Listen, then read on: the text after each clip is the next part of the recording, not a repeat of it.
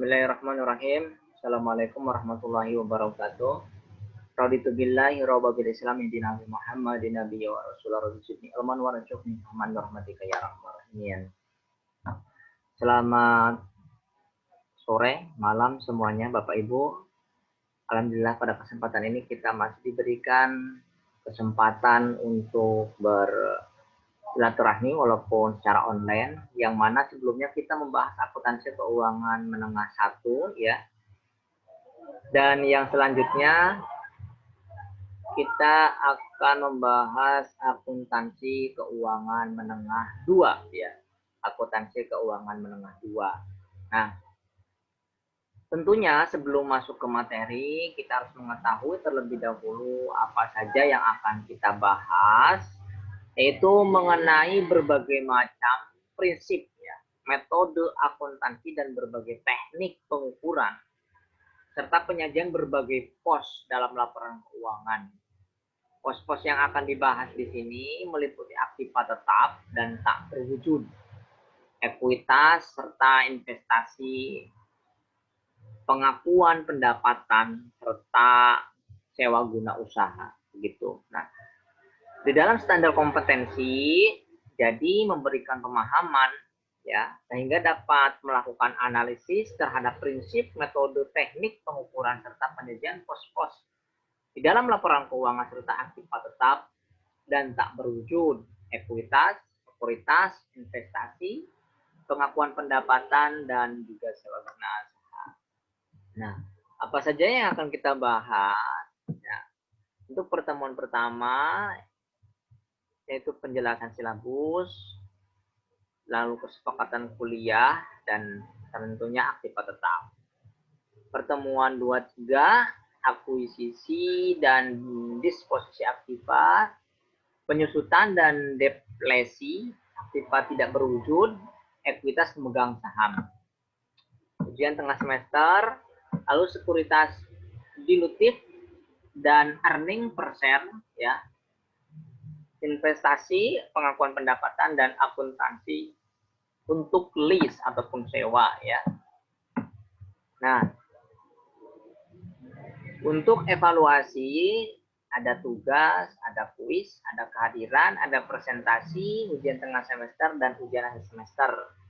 Nah, buku yang digunakan yaitu KISO ya, Intermediate Accounting IFRS ya.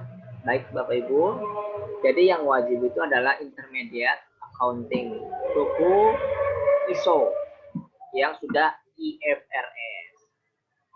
Nah, ini untuk penjelasan silabusnya. Nah, lalu untuk materi kita akan menyinggung aktiva tetap ya. Saya akan mengingatkan lagi terkait dengan aktiva tetap. Nah, prinsip aktiva tetap itu ada 3 elemen ya. Yang pertama itu aset tetap, mempunyai umur yang panjang atau permanen. Jika iya, maka sebagai aset tetap. Tapi jika tidak, maka dikelompokkan sebagai beban. Beban artinya sudah dikonsumsi, sedangkan ataupun biaya itu belum dikonsumsi. Beban sama biaya itu berbeda ya. Oke, beban itu sudah dikonsumsi, biaya itu belum dikonsumsi. Contoh misalkan gini,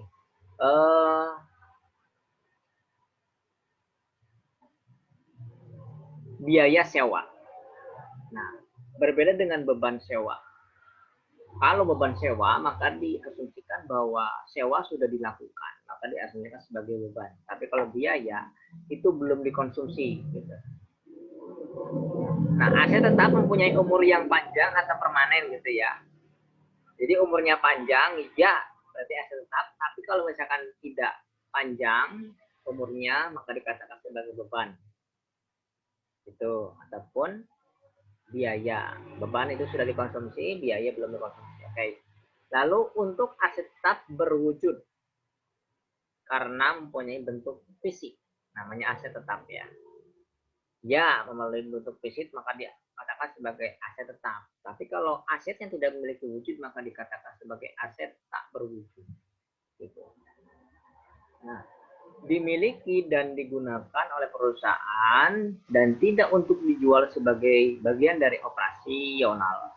Artinya bahwa dimiliki, ya berarti kan sebagai aset tetap dan digunakan oleh perusahaan, tetapi tidak untuk dijual. Gitu. Berarti kan iya gitu ya, aset tetap. Tapi kalau misalkan dijual, digunakan untuk dijual, maka dikatakan sebagai persediaan.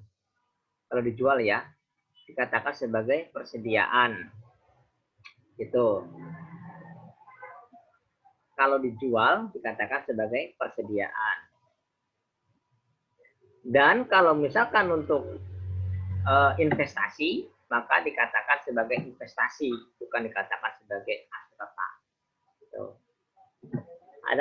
Jadi aset tetap itu memiliki 3 prinsip yang seperti ini. Gitu.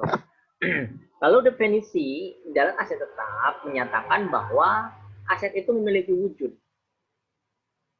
Seperti paragraf 6 dari PSAK ya, dimiliki untuk digunakan dalam produksi ya, atau penyediaan barang atau jasa untuk direntalkan kepada pihak lain atau untuk tujuan administratif. Diharapkan digunakan selama lebih dari 1 periode gitu. Begitu ya Bapak Ibu. Cirinya, use in profession and not for special, long term, jangka waktunya sangat lama ya, proses physical substance itu. Lalu bagaimana dengan harga perolehan aset tetap dikapitalisasi?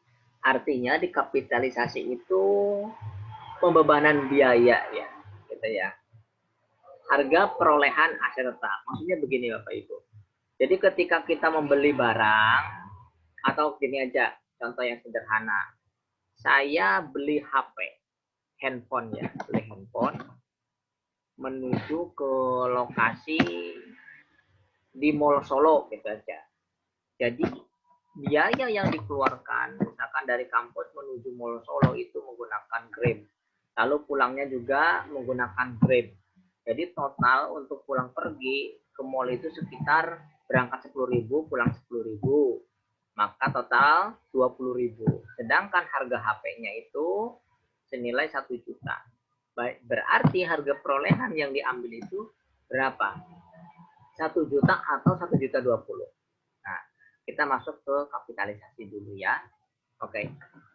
Berkaitan dengan kapitalisasi, yaitu proses menangguhkan biaya perolehan yang terjadi pada periode sekarang ke periode masa depan, di mana aset tersebut diharapkan memberikan manfaat gitu. Biaya dikapitalisasi itu jika memenuhi kriteria yang pertama terjadi dari transaksi masa lalu. Oke, transaksi sudah terjadi, dapat diidentifikasi dan memiliki manfaat di masa mendatang. Dan yang ketiga, memiliki kendali atas manfaat. Jadi sebagai dikatakan itu aset kita memiliki kendali atas aset tersebut.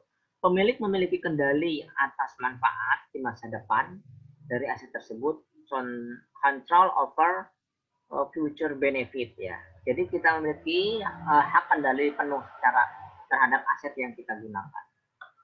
Lalu masuk lagi ya. Nah, harga perolehan aset tetap dialokasikan sebagai beban depresiasi itu. Jadi kapitalisasi itu sebetulnya dikatakan sebagai beban depresiasi atau dikenal sebagai biaya penyusutan, gitu ya.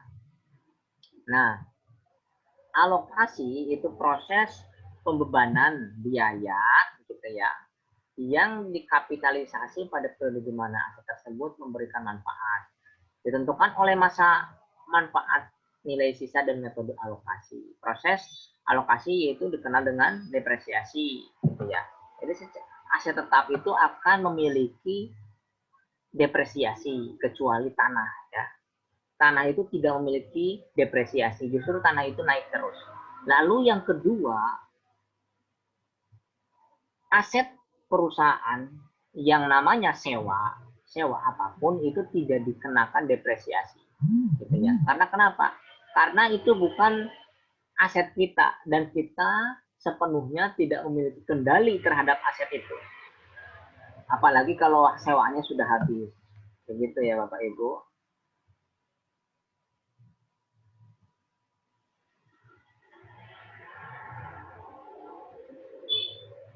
Jadi dikenal sebagai depresiasi.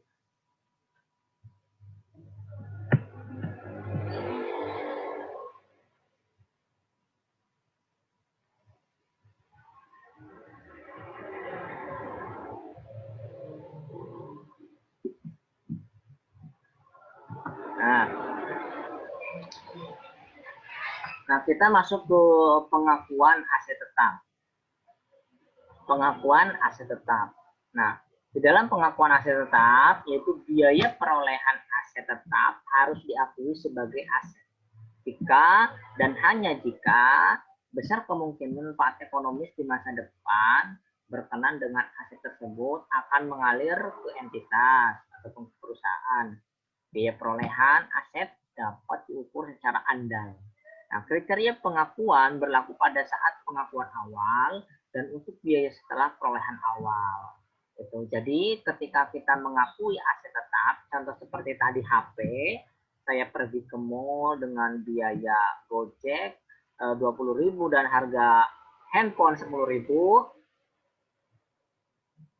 harga handphone 1 juta dengan biaya Gojek pulang pergi 10 dan 10 jadi 20, jadi totalnya 1.020.000. Jadi begitu ya. Kita akan bahas lanjutnya. Nah, di dalam pengakuan aset tetap, yaitu contoh suku cadang utama dan peralatan siap pakai termasuk aset tetap. Jika digunakan lebih dari satu periode, hanya digunakan untuk aset tertentu. Nah, digunakan lebih dari satu periode maka dikatakan sebagai aset tetap. Tapi kalau di bawah itu maka dikatakan sebagai perlengkapan ya, bahan habis pakai. Artinya sebagai perlengkapan ya, hanya digunakan untuk aset tertentu, komponen yang diganti tidak diakui lagi. Gitu. Kalau digunakan lebih dari satu periode itu dikatakan aset tetap. Kalau kurang dari satu periode sebagai perlengkapan. Contoh, entitas membeli suatu komponen suku cadang dari suatu mesin. Suku cadang tersebut spesifik dan harganya material dibandingkan dengan nilai aset tersebut. Jangka waktu pemakaian suku cadang tersebut lebih dari 1 tahun, itu dikatakan sebagai aset tetap. Nah, suku cadang dikategorikan sebagai aset pada saat pembelian dengan syarat komponen yang akan diganti dihapuskan dari pembukuan.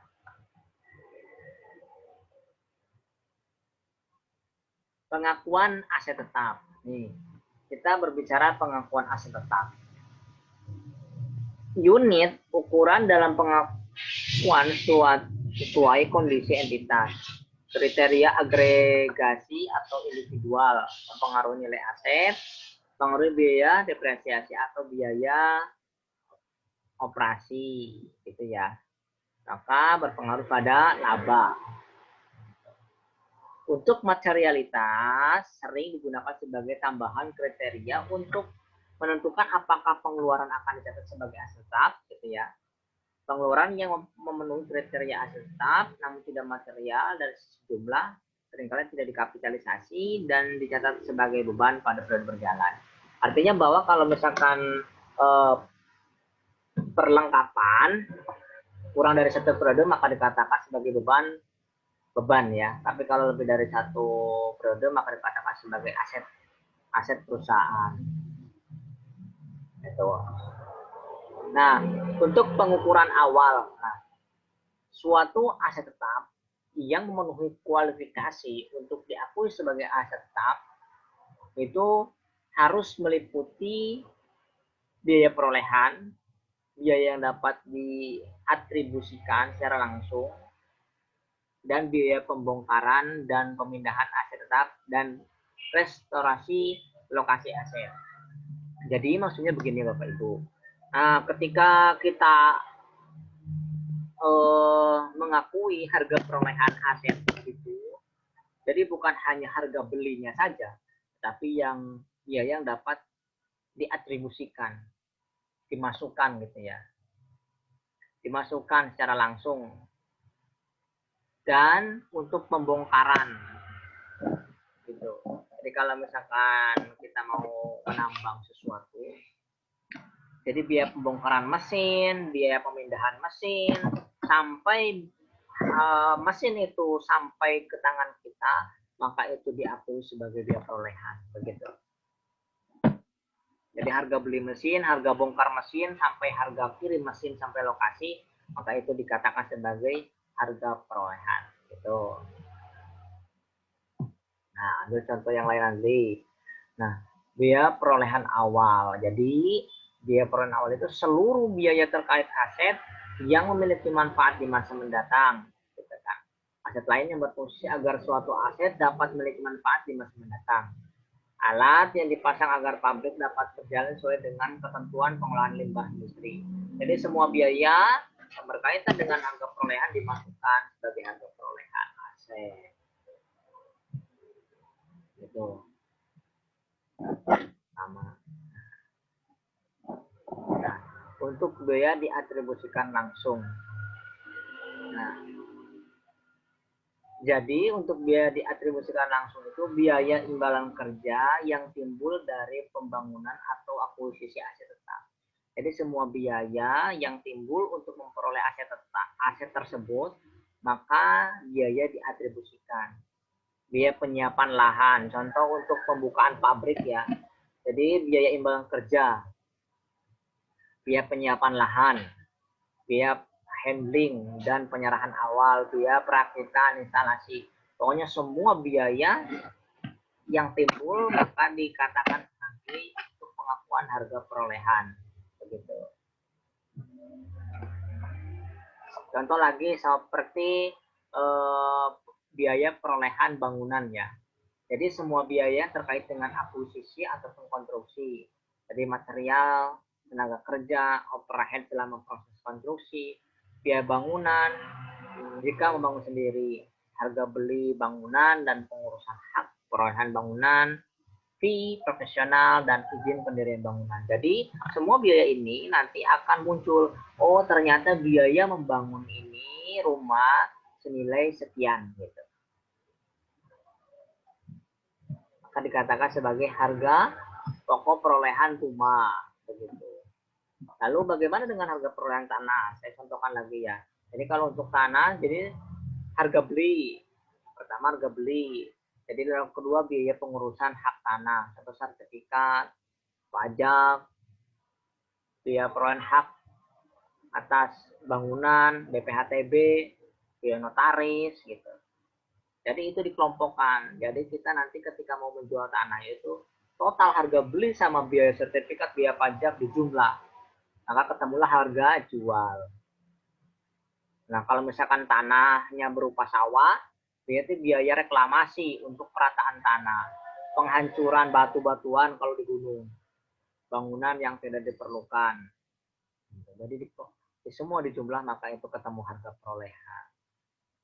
Begitu ya, Bapak Ibu untuk pertemuan kali ini. Mudah-mudahan ada manfaatnya bagi kita semua. Mudah-mudahan kita bertemu kembali di pertemuan selanjutnya. Baik Bapak Ibu, sekian dari saya. Billahi taufiq wal hidayah. Wassalamualaikum warahmatullahi wabarakatuh.